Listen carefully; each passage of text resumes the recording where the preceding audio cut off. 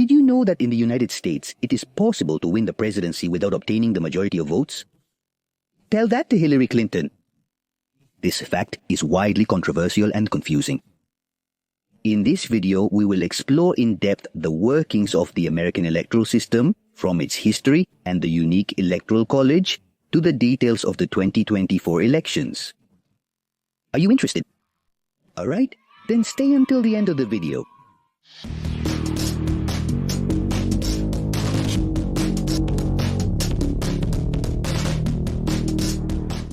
The presidential elections in the United States are held every 4 years on the first Tuesday of November. This year, not only will the next president be chosen, with Trump and Harris as the main candidates, but also a third of the Senate, as well as several governors and state legislators. This event is crucial for American democracy, as it determines the leaders who will guide internal and external policies in an especially challenging and complex context. The United States electoral system is unique, based on indirect representation through the Electoral College, which we will delve into shortly. To vote, citizens must be at least 18 years old, and in several states, they must register in advance. This process is highly decentralized, as each of the 50 states independently manages its own electoral procedures, establishing specific rules that can vary considerably from one state to another. Let's start by exploring the Electoral College. Instead of choosing the president by direct vote, the United States uses a delegate system known as the Electoral College. This consists of a total of 538 electors distributed among the 50 states based on their population. California, the state with the most representation, has 54 electoral votes, while less populated states like Wyoming, Vermont, or Alaska have only 3 electoral votes each. To win the presidency of the United States, a majority of 270 electoral votes is required. This system was designed to balance the popular vote with state representation, giving some advantage to less populated states. However, on some occasions, the candidate who gets the majority of the popular vote, the total number of individual votes, does not end up winning in the Electoral College, which has sparked debates about the fairness and validity of this system in today's democracy. With these concepts, let's see how the procedure of the American electoral system works. First, in the primary elections, in which the parties choose their candidates in each state, chosen by the registered voters in each party.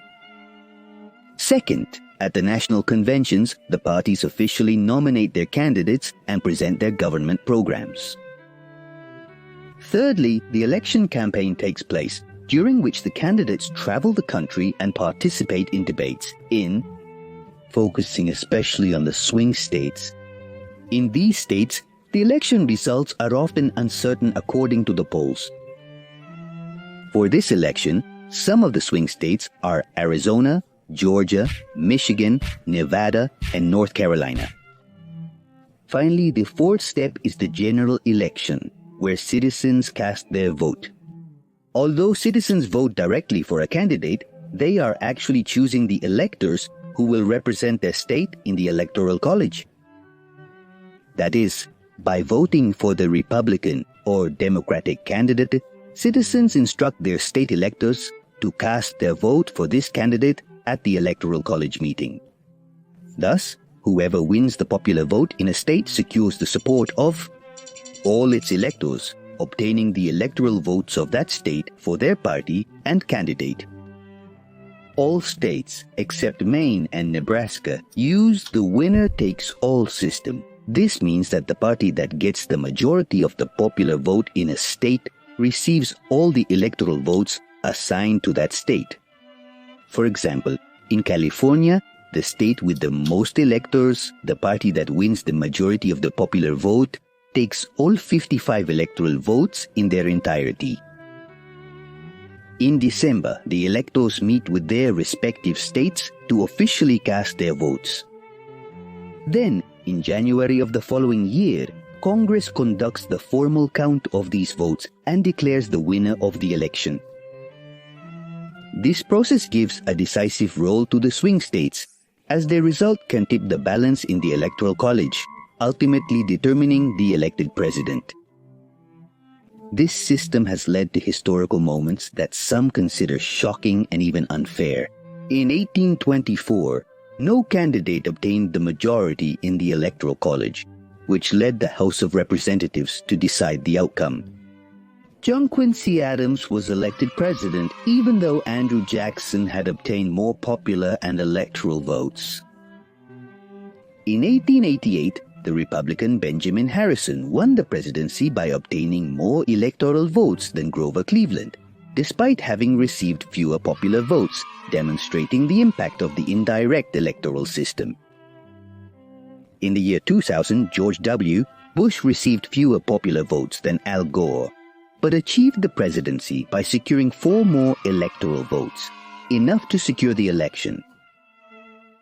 More recently, in 2016, Hillary Clinton won the popular vote with 2.5 million more votes than Donald Trump. However, she did not reach the presidency due to a smaller number of votes in the Electoral College, again highlighting the implications of that system on election results. Now let's talk about current events. This contest is particularly interesting. The current Vice President Kamala Harris to face off against former President Donald Trump in an election marked by intense debates about economy, foreign policy, especially around Ukraine and Gaza, the healthcare system, and social justice. Both candidates represent very different support bases. Harris appeals to progressive sectors with a social change agenda, while Trump maintains a conservative base that values his America First nationalist approach. The result in the states will be decisive, and the role of the Electoral College becomes crucial again. So, as you can see, the electoral system of the United States is unique in its kind and is subject to many controversies.